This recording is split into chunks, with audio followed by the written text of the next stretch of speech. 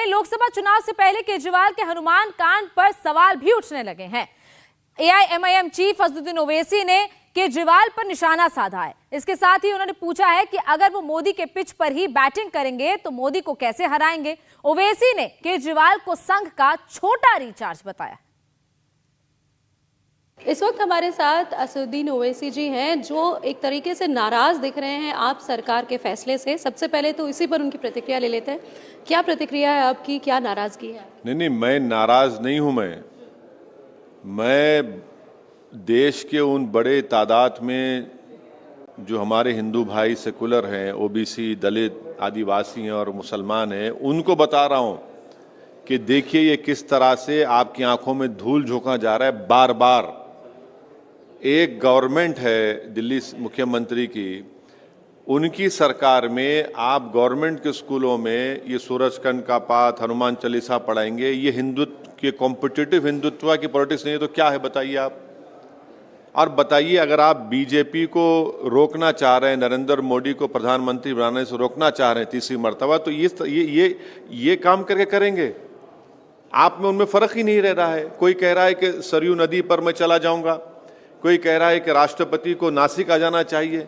अरे भाई, आप में और नरेंद्र मोदी में क्या फर्क है, हमको बताइए फिर।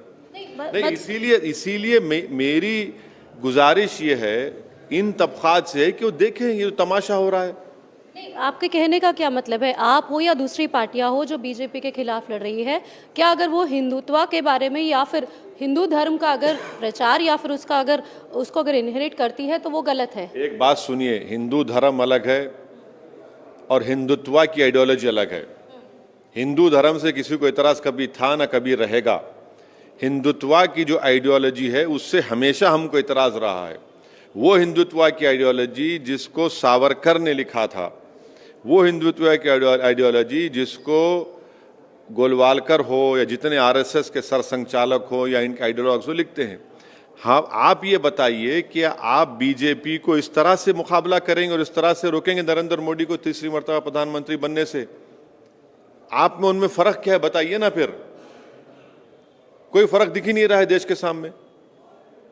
जिस तरीके से आप जो है इंडिया अलायंस का जो उस कमिटी में है या फिर उस गठबंधन में है, कैसे देख रहे हैं आपको, जहां पर एक तरफ कांग्रेस कह रही है कि हम अयोध्या के लिए जब राम मंदिर का ये हो रहा है 22 तारीख को, उस दिन नहीं जाएंगे, जबकि सरयू नदी पर कौन जा रहा है? फिर